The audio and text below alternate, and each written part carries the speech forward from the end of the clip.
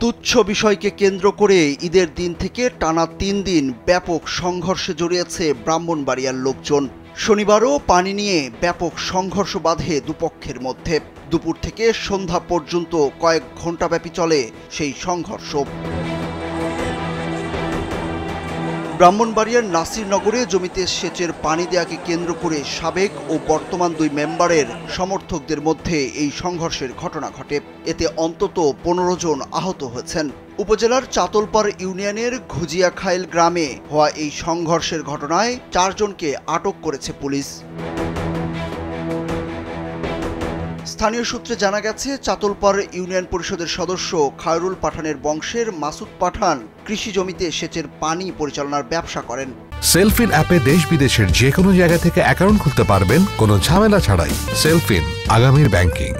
জমিতে পানি দেওয়ার বিনিময়ে কৃষকদের কাছ থেকে টাকা উত্তোলন করেন তিনি। কিন্তু সম্প্রতি সাবেক ইউপি সদস্য মারফত আলীর বংশের এক ব্যক্তির জমিতে পানি দেওয়ার পরও সে মাসুদকে টাকা পরিশোধ করেনি।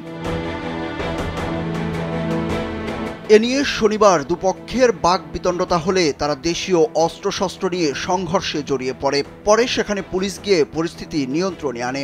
আহত ১৫ জনের মধ্যে ৭ জনকে নাসিরনগর উপজেলা স্বাস্থ্য কমপ্লেক্সে চিকিৎসা দেওয়া হয়েছে। বাকিরা জেলা সদর হাসপাতাল ও স্থানীয়ভাবে চিকিৎসা নিয়েছেন।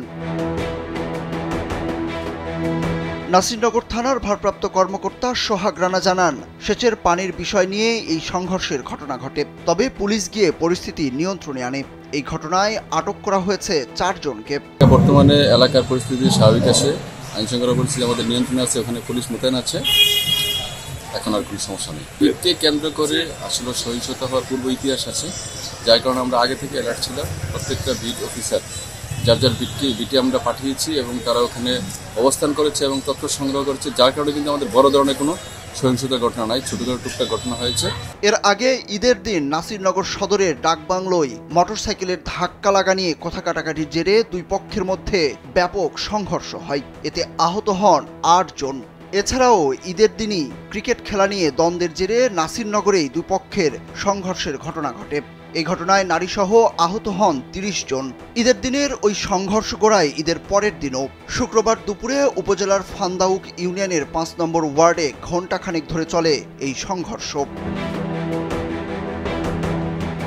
একই উপজেলায় ঈদের পরের দিন মসজিদের টাকার হিসেব নিয়েও সংঘর্ষে জড়ায় দুই পক্ষ। উপজেলার পূর্বভাগ ইউনিয়নের বেলুয়া গ্রামে ওই সংঘর্ষে নারীসহ আহত হন অন্তত ১২ জন। শুক্রবার দুপুরে ওই সংঘর্ষও চলে কয়েক ঘণ্টা ব্যাপী। আহতরা স্থানীয়দের সহযোগিতায় নাসিরনগর উপজেলা স্বাস্থ্য কমপ্লেক্সে চিকিৎসা নেন। সুরজ আহমেদ, কালবেলা।